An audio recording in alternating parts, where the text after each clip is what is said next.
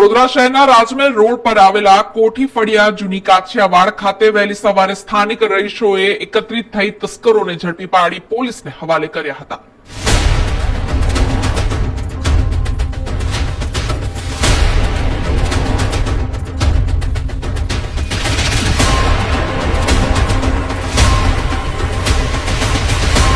વડોદરા શહેરના રાજમહેલ રોડ પર આવેલા કોઠી ફળિયા જૂની કાછિયાવાડ ખાતે સવારે 3 વાગ્યાના સુમારે બે ચોરો ચોરીના ઈરાદાથી ત્રાટક્યા હતા અને એક બંધ ઘરમાં ચોરી કરી હતી।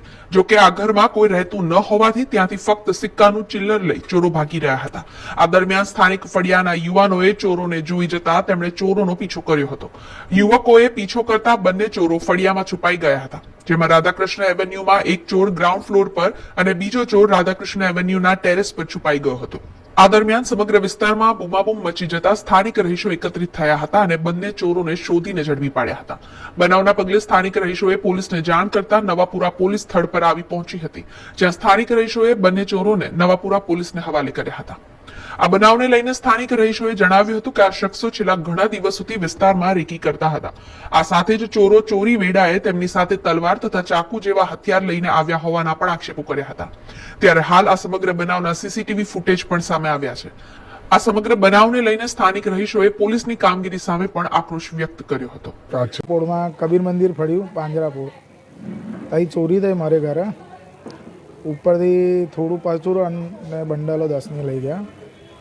અમે રહેતા નથી અહીં, એટલે અમારે ત્યાં કશું હોતું નહીં અને નીકળ્યા એ લોકો ત્યારે ચપ્પા ને બધું હાથમાં હતું એ લોકોના। અહીંયા ગાડી પાંજરાપોળ પપ્પાને તઈ મારા ચોરી થઈ, પોલીસને કમ્પ્લેન કરી નવાપુરાથી, તો નવાપુરાવાળા 1.5-2 કલાકે તો પોલીસ જ આવી। ત્યાં સુધી કોઈ એ ધરા ચપ્પા બધું લઈને આવે છે તલવારો સાથે। કોઈને એવડે વાગી ગયું હોય, કોઈને મારી નાખ્યા હોય તો કોણ જવાબદારી લેશે એમને?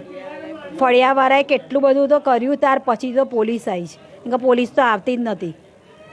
એ લોકો પેટ્રોલિંગ બી નહીં કરતા। આવે તો ખબર છે કેટલા ટાઈમથી અહીંયા ફરે છે, પાંજરાપોળ કબીર મંદિર ફળ્યા બધે ફરે, પણ એ પોલીસ આવતી જ નથી અહીં ગાડી।